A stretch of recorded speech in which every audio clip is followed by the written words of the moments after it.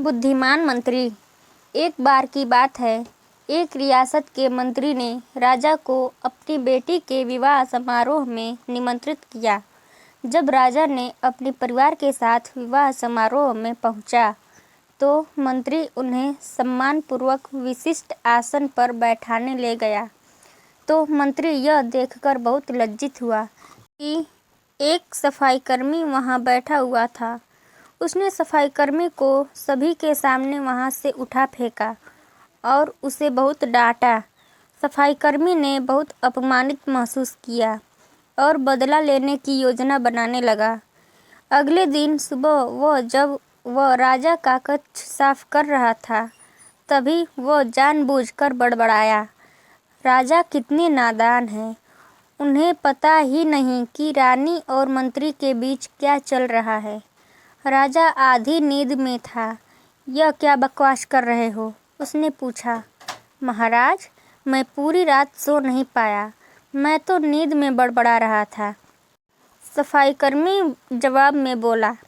हालांकि उसकी बात सुनकर राजा के मन में संदेह के बीज पड़ गए थे। राजा अब मंत्री से चिढ़ने लगा और समय समय पर अपमानित करने लगा। एक दिन तो उसने द्वारपालों से यह तक कह दिया कि वे मंत्री को महल में घुसने ही न दें। मंत्री राजा के व्यवहार से बहुत चकित था, लेकिन कुछ विचार करने के बाद उसे समझ में आ गया कि सफाईकर्मी ही इसके लिए जिम्मेदार हो सकता है। मैंने उसका अपमान किया था और उसी का उसने बदला लिया है। अब मुझे उसे दोबारा प्रसन्न करना होगा, तभी वह राजा की निगाह में मेरा सम्मान दोबारा दिला सकता है।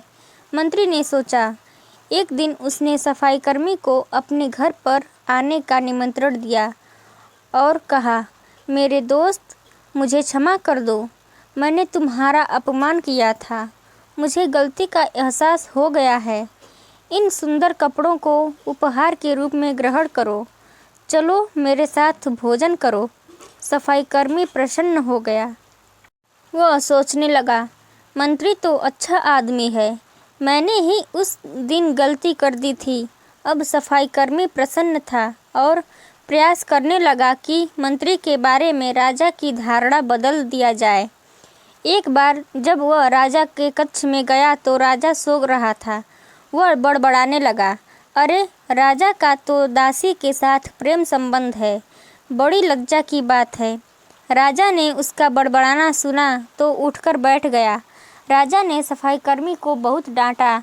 सफाईकर्मी बोला, क्षमा कर दे महाराज, मैं पूरी रात सो नहीं पाया, इसलिए दिन में ही नींद में बड़बड़ा रहा था।